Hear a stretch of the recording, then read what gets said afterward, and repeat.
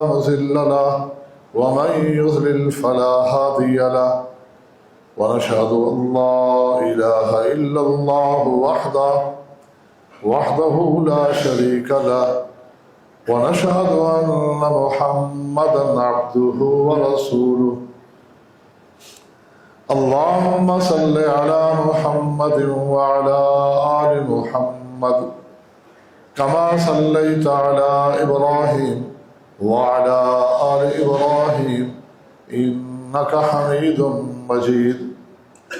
اللهم بارك على محمد وعلى آل محمد كما باركت على إبراهيم وعلى آل إبراهيم إنك حميد مجيد. أما بعد فإن خير الحديث كتاب الله وخير الهدي هدي محمد صلى الله عليه وسلم وشر الأمور محدثاتها وكل محدثة بدعة وكل بدعة ضلالة وكل ضلالة في النار. أعوذ بالله من الشيطان الرجيم. بسم الله الرحمن الرحيم. يا أيها الذين آمنوا كتب عليكم الصيام كما كتب على الذين من قبلكم لعلكم تتقون.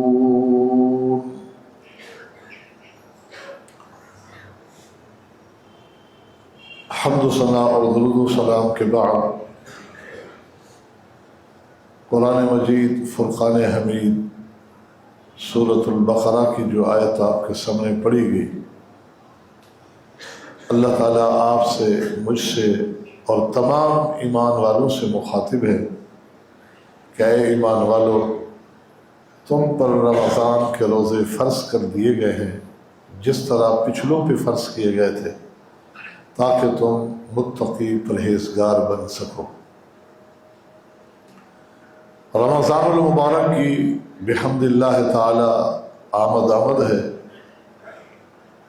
اور اہل ایمان کے دلوں میں یہ خوشی کی لہر دوڑتی ہے اس ماہ مبارک کی آمد کے ساتھ، کیونکہ ایمان والے اس بات کو سمجھتے ہیں اور اس پر ایمان رکھتے ہیں کہ یہ ہمارے لیے نیکیوں کے حوالے سے ایک موسم بہار کی مانند ہے۔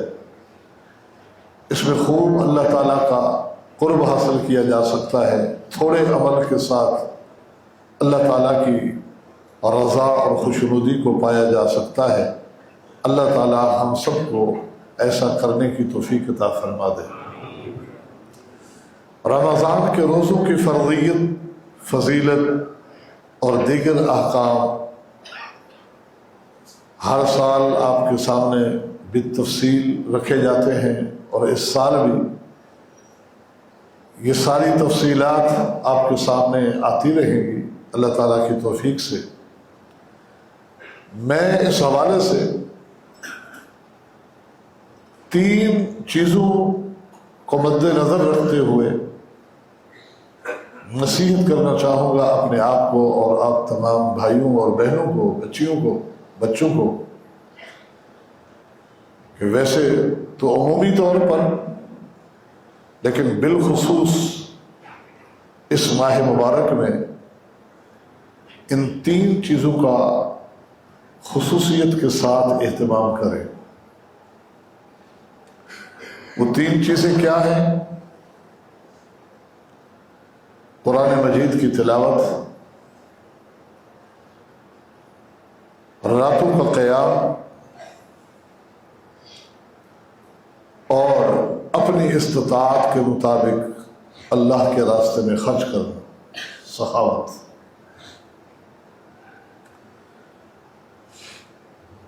صحابہ کرام فرماتے ہیں کان رسول اللہ صلی اللہ علیہ وسلم اجود الناس بالخیر، نبی علیہ الصلوۃ والسلام لوگوں میں سب سے بڑے سخی تھے۔ یہ عمومی طور پر آپ کی سخاوت کو بیان کیا جا رہا ہے۔ اور اس کی مثالیں بھی احادیث مبارکہ میں موجود ہے۔ مثلا غزوہ حنین سے واپسی پر نبی علیہ الصلوۃ والسلام کے پاس مال غنیمت ہے، خاصہ مال غنیمت ہے۔ اعراب کو پتہ چلا، گاؤں گوٹھوں میں رہنے والوں کو جمع ہو گئے، آپ بانٹتے رہے حتیٰ کہ وہ سارا مال ختم ہو گیا۔ لیکن جیسے ہی خبر پھیلتی گئی لوگوں کی تعداد اور بڑھتی گئی، ہر طرف سے آپ کو گھیر لیا مانگنے والوں نے۔ حتی استروح الی سمرہ، اتنا گھیر لیا اور قریب ہو گیا کہ آپ پیچھے ہٹے تو پیچھے کیکر کے درخت میں آپ علیہ الصلوۃ والسلام کی چادر ردا جو اوپر اڑی تھی وہ کانٹوں میں الجھ گئی، پیچھے جھاڑیاں ہی جھاڑیاں تھیں۔ تو اس موقع پر نبی علیہ السلام نے ایک تاریخی جملہ فرمایا کہ لو کان عدد هذه العزاء نعما لقسمته بینکم ثم لا تجدونی بخیلا ولا کذوبا ولا جبانا۔ تم کیا سمجھتے ہو کہ مال ہے اور میں تمہیں نہیں دے رہا؟ اللہ کی قسم ان کانٹے دار جھاڑیوں کی مثل میرے پاس جانور ہوتے میں سارے تم میں بانٹ دیتا۔ ثم لا تجدونی بخیلا ولا کذوبا ولا جبانا، کیونکہ محمد الرسول اللہ نہ بخیل ہے، نہ جھوٹے ہیں، نہ بزدل۔ یہ آپ کی سخاوت ہے۔ ابو ذر غفاری والی روایت کے احد پہاڑ کے بارے میں آپ نے فرمایا لو تحمل علی ذہبا، اے ابو ذر اگر یہ احد پہاڑ بھی میرے لیے سونا بن جائے تو اللہ کی قسم میں نہیں چاہتا کہ 3 دن سے زیادہ اس میں سے 1 دینار کے برابر سونا میرے گھر میں رہے، ہاں سوائے اس کے کہ اگر کوئی قرض کسی کو دینا ہوگا وہ رکھ کر کہ وہ ہے نہیں، آئے تو اسے دوں، نہیں تو سارا اللہ کے راستے میں بانٹ دوں۔ یہ آپ کی سخاوت ہے۔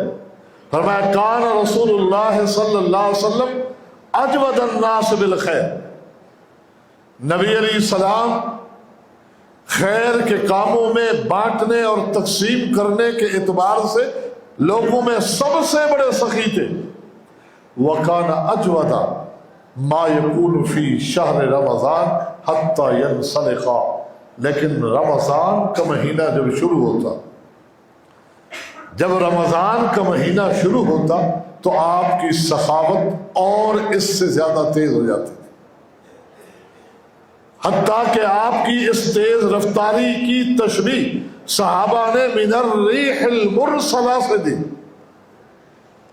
کہ تیز و دھند ہوائیں اور آندھیاں چلتی ہیں، جس رفتار سے یہ ہوائیں چلتی ہیں ہواؤں کی رفتار سے بھی تیز رفتار رسول اللہ صلی اللہ علیہ وسلم کی تھی رمضان کے مہینے میں صدقات اور خیرات اللہ کے راستے میں بانٹنے اور تقسیم کرنے کے حوالے سے۔ تو لہذا اس ماہ مبارک کو اپنے لیے یہ ایک عظیم موقع سمجھیے اور اپنی دولت کو، مال کو تھوڑا ہے زیادہ ہے اللہ کا وہ انعام اور فضل سمجھیے کہ جو ہماری اخروی نجات کا سبب اور ذریعہ بن سکتا ہے۔ یہ نبی علیہ السلام کی ایک سنت اس ماہ مبارک میں خصوصیت کے ساتھ وہ آپ کے سامنے رکھی۔ دوسری سنت قرآن مجید کی تلاوت ہے۔ فَإِذَا فَيَأْتِيهِ جِبْرِيلُ فَيَعْرِضُ عَلَيْهِ الْقُرْآنِ۔ آگے صحابی رسول فرماتے ہیں کہ رمضان کا چاند نظر آتا تو پہلی رات سے لے کر آخری رات تک ہر رات آپ کے پاس جبریل امین آتے تھے. فَيَعْرِضُ عَلَيْهِ الْقُرْآنَ، اور آپ جبریل امین پر قرآن پیش کرتے تھے. آپ قرآن پڑھتے تھے، جبریل امین سنتے تھے. قرآن مجید کی تلاوت تو ویسے بھی راتوں کو، دنوں کو، ہر مہینے میں، ہر دن میں نبی علیہ السلام سے مسنون ہے، لیکن اس ماہ مبارک کے ساتھ خصوصی ایک تعلق قرآن والا جتانے کے لیے جبریل امین کی یہ آمد محض اس لیے ہوتی تھی کہ یہ مہینہ شروع ہو گیا، لہذا روٹین کی جو تلاوتیں ہیں اس سے ہٹ کر، روٹین کی تلاوتوں سے بڑھ کر قرآن مجید کی تلاوت کا عمل ہو. کیونکہ قرآن مجید اللہ کا کلام ہونے کے ساتھ ساتھ اس ماہ مقدس کے ساتھ اس کا خصوصی ربط و تعلق یہ ہے کہ اس ماہ مبارک میں اللہ نے نازل فرمایا شہر رمضان الذی انزل فیہ القرآن، یہ رمضان کا مہینہ ہے جس میں اللہ نے قرآن نازل فرمایا. انا انزلناہ فی لیلۃ القدر وما ادراک ما لیلۃ القدر لیلۃ القدر خیر من الف شہر. تو رمضان کے ساتھ اس کی یہ خصوصی تعلق، رمضان اور قرآن بڑی مناسبت کے حامل ہے. اور قرآن مجید کی تلاوت کا ذوق ائمہ سلف میں سے کتنوں سے منقول ہے کہ رمضان کا چاند نظر آنے سے پہلے اپنے سارے کام نمٹا لیتے تھے. حتیٰ کہ امام مالک رحمہ اللہ کے بارے میں آتا ہے وہ درس و تدریس کے معاملات بھی پہلے نمٹا لیتے تھے. مجالس علم بھی رمضان نظر آ گیا ہے، اب مجھے قرآن پڑھنا ہے. اقبل علی تلاوت القرآن، قرآن مجید کی تلاوت کی طرف متوجہ ہو جاتے ہیں. قرآن مجید کی تلاوت کو لازم کیجیے. یہ عبادت ہر وقت پوری زندگی کے لیے، لیکن رمضان کے ساتھ دیکھیے خصوصی اہتمام ہو رہا ہے. روزہ بعد میں ہے، تلاوت کا آغاز پہلے شروع ہو گیا ہے. رات کو ہی صبح روزہ ہے کیونکہ رمضان کا چاند نظر آ گیا. رمضان کا چاند نظر آ گیا، رمضان سے اس کا تعلق ہے، رمضان شروع ہو گیا ہے. اب رات کو روزہ ہے نہیں ہے، روزے سے نہیں تعلق کہ صرف روزے کی حالت میں ہم نے پڑھنا ہے. رمضان کے اندر خصوصی اہتمام قرآن مجید کی تلاوت کا کیجیے. قرآن مجید کی فضیلتیں مختلف مجالس میں، آج کل ان مہینوں میں تو رجب و شعبان میں مدارس میں پروگرام ہوتے ہیں، بچوں کے قرآن کی تعلیم کے حوالے سے نصیحتیں ہوتی ہیں. آپ بارہا سنتے ہیں کہ یہ اللہ تعالیٰ کی نزول رحمت اور برکات کا بہترین ذریعہ ہے کہ قرآن مجید کی تلاوت ہو رہی ہے، اللہ کی رحمتیں اترتی ہیں، اللہ کی برکتیں اترتی ہیں، اللہ تعالیٰ کی طرف سے رضا اور خوشنودی کے اعلان ہوتے ہیں. تلاوت قرآن کی مجلسوں پر، گھروں پر، اور شر، فتنے، فساد اور شیاطین کا خاتمہ ہوتا ہے جہاں قرآن مجید کی تلاوت ہوتی ہے. کہ اللہ کا کلام اور وہاں شیاطین کا کلام، جادوگروں کے کلام کا اثر یہ نہیں ہو سکتا کہ اللہ کا کلام پڑھا جا رہا ہے. جادوگروں کے کلاموں کے اثر ختم ہو جاتے ہیں، شیاطین کے سارے ٹوٹکے ٹونے ختم ہو جاتے ہیں، اس گھر اور گھر والوں پر اثر نہیں ہوتا. جس زبان سے اللہ کی کلام پڑھی جا رہی ہے، جس گھر میں قرآن پڑھا جا رہا ہے، جس دکان پر، جس مارکیٹ میں جہاں اللہ کے قرآن کی تلاوت ہے، وہاں شیاطین کے ڈیرے نہیں ہوتے. لہذا یہ اہتمام کیجیے کہ رمضان کے آغاز کے ساتھ اپنے معمولات میں اضافہ کرنا ہے. یہ نہیں ہے کہ اس وقت تلاوت شروع کرنی ہے، تلاوت تو آج بھی ہے، کل بھی ہے، ہر وقت ہے، لیکن اپنے معمولات میں خصوصی اضافہ یہ اللہ کے پیغمبر کی سنت اللہ کے حکم سے کرائی گئی، کیونکہ جبریل نے آ کے کرائی، جبریل اللہ کے حکم سے آتے. تیسرا عمل قیام رمضان ہے. قیام رمضان ہے، رمضان کے قیام کا خصوصی اہتمام. ویسے مطلقاً بے قیام ہے، قیام کی بڑی فضیلت ہے، راتوں کے قیام، کیونکہ نبی علیہ السلام فرماتے ہیں افضل الصلاۃ عند اللہ بعد المکتوبہ صلاۃ اللیل وافضل الصیام بعد شہر اللہ بعد رمضان شہر اللہ المحرم. روزے رمضان کے بعد اللہ کو سب سے زیادہ محبوب محرم کے ہے، رمضان کے بعد. اور نماز فرائض کے بعد سب سے زیادہ اللہ کو جو محبوب نماز ہے وہ رات کی نماز ہے. رات کی نماز، یہ نوافل کے حوالے سے گفتگو ہو رہی ہے، صدقات میں بھی، قرآن مجید کی تلاوت بھی، اور راتوں کا یہ قیام بھی.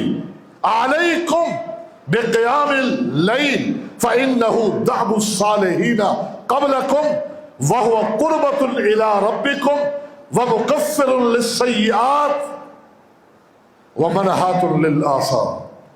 نبی علیہ السلام فرماتے ہیں، سیدنا ابو امامہ سے مروی ہے یہ روایت، مسلمانوں رات کے قیام کو اپنے اوپر لازم کر لو. فَإِنَّهُ دَأْبُ الصَّالِحِينَ قَبْلَكُمْ، تم سے پہلے جتنی بھی امتیں گزری ہیں، نبیوں کی جو امتیں گزری ہیں، جو صالحین امت کہلاتے تھے، امت کے نیک لوگ جو کہلاتے تھے، وہ رات کو نماز تہجد کا اہتمام کرتے تھے. یہ ان سب کا طریقہ ہے. فَإِنَّهُ دَأْبُ الصَّالِحِينَ قَبْلَكُمْ، تم سے قبل صالحین نیک لوگوں کا طریقہ یہی رہا ہے کہ وہ رات کی نماز نہیں چھوڑا کرتے تھے. علیکم بقیام اللیل، رات کی نماز کو لازم کر لو. وہو قربۃ الی ربکم، اور یہ نماز تمہارے رب کے قریب کرنے والا بہترین عمل ہے، اللہ کا مقرب بندہ بنا دیتی ہے یہ رات کی نماز انسان کو. اور وہ مکفر للسیئات، بشری تقاضے کے مطابق خطائیں جو ہو جاتی ہیں ان سب کے لیے کفارہ بن جاتی ہے. ومنہات للآثام، اور آپ تہجد کا باقاعدہ اہتمام کریں، رات کی نماز کا. آپ دیکھیں وہ غلطیاں جو عام طور پر آپ سے سرزد ہوتی ہے وہ بھی چھوٹ جائیں گی، کیونکہ یہ رات کی نماز انسان جو دن میں غلطیاں اور خطائیں کرتا ہے ان سے بھی انسان کو روک دیتی ہے. اس لیے اس نماز کا اہتمام کیجیے. ایک دن خاص طور پر اللہ تعالیٰ نے جبریل امین کو اپنے پیغمبر محمد الرسول اللہ کے پاس بھیجا. خاص طور پر مخاطب اول آپ ہیں، لیکن پیغام پوری امت کے لیے. جبریل نے آ کر کیا کہا؟ مستدرک حاکم سیدنا سہل بن سعد رضی اللہ تعالی عنہ حدیث کے راوی ہے، آ کر کہا یا محمد صلی اللہ علیہ وسلم عش ما شئت فإنک میت واحبب من شئت فإنک مفارقہ واعمل ما شئت فإنک مجزی عنہ وشرف المؤمن قیام اللیل وعزہ استغناؤہ عن الناس.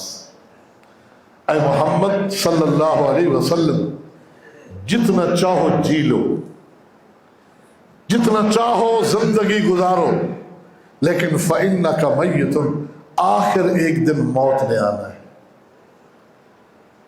عمر جتنے بھی مل جائے، 100 سال مل جائے، 200 سال مل جائے، فإنک میت، یہ یاد رکھ کر جیو کہ آخر مرنا ہے. موت کو یاد کر کے جیو، پھر جتنا جیتے ہو جیو۔ موسیٰ علیہ السلام سے رب نے کہا تھا نا کہ بیل کی پشت پہ ہاتھ رکھے، آپ کے ہاتھ کے نیچے جتنے بال آئیں گے تیری زندگی کے اتنے سال بڑھا دوں گا۔ کہا پھر کیا ہوگا؟ پھر موت۔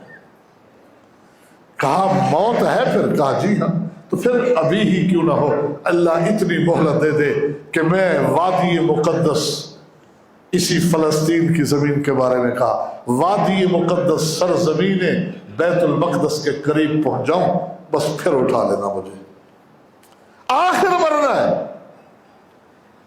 لہذا یہ موت و حیات کا معاملہ یوں ہے، سمجھ لے، عیش ما شئت فإنک میت۔ جب بندہ اس کو یاد کر کے جیے گا، موت کو یاد کر کے جیے گا، تو اس کی زندگی میں انقلاب ہی انقلاب ہوگا۔ اور آگے کیا کہا؟ وَأَحْبِبْ مَنْ شِئْتَ فَإِنَّكَ مُفَارِقُهُ۔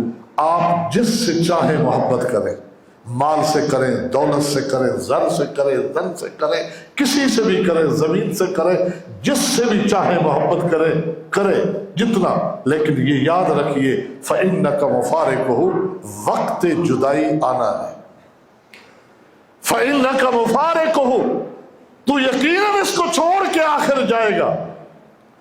لہذا جب اتنی محبت، فراق معلوم ہے، تو کہا یہ جا رہا ہے اتنی محبت کرو کہ فراق کے وقت جو ہے پھر برداشت ہو سکے صدمہ۔ اتنی محبت نہ کر لو کہ جدائی پھر برداشت نہ ہو سکے۔ وہ وقت آنا ہے کلا اذا بلغت التراقی وقیل من راق وظن انہ الفراق۔ بلا لے، کس کو بلاتا ہے؟ اب کوئی دم جھاڑے والے کو بلاتا ہے، یا شفا کی نسبتیں کسی ڈاکٹر کی طرف ہے، اس کو بلا لے، یا گھر والے کہتے ہیں اس کو بلا لو، اس کو بلا لو، کہا جا رہا ہے۔ لیکن ادھر وظن انہ الفراق، بستر پہ پڑے ہوئے کو یقین ہو جاتا ہے کہ اب وقت فراق آ گیا ہے، چھوڑ کے جانے کا وقت آ گیا ہے۔ کس چیز کو چھوڑ کے جانے کا؟ ذرا تصور کیجیے، پوری اولاد کو چھوڑ کے جانے کا۔ والدین ہیں تو والدین کو، بہن بھائیوں کو، رشتہ داروں کو، خاندان کو، یہ ساری زندگی جو مال کمایا، گھر بنایا، گاڑی لی، کاروبار، ان ساری چیزوں کو چھوڑ کر جانے کا وقت آیا۔ یہ ہے فراق کا مطلب۔ آ گیا ہے جدائی کا وقت۔ کس چیز سے جدائی؟ یہ ساری چیزیں جن میں آج ہم رہ رہے ہیں، خوشیاں ہیں، شادیاں ہیں، ان ساری چیزوں سے جدائی کا وقت آ گیا ہے۔ وہ یقین کر لیتا ہے کیونکہ اس پر پیش کیا جا چکا ہوتا ہے ٹھکانہ کہ اب تو نے یہاں آنا ہے۔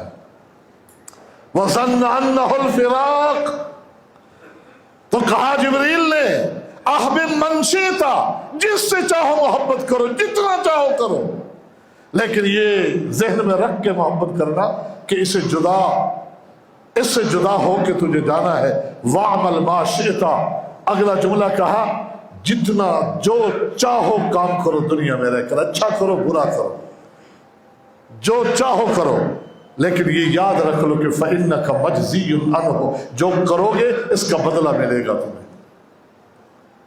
آگے کیا کہا؟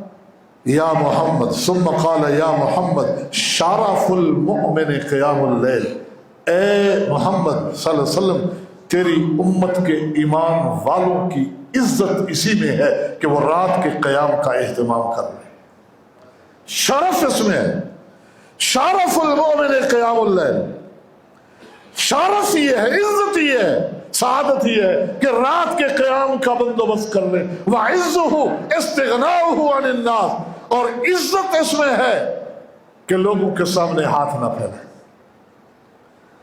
لوگوں کے مال و دولت پہ نظریں نہ جمائیں، حسد نہ کریں، اس میں تیری عزت ہے۔ تو غنی ہو جا، رب جتنا دے اس پہ قناعت کر لے، اس میں دنیا میں بھی عزت ہوگی، آخرت میں بھی عزت۔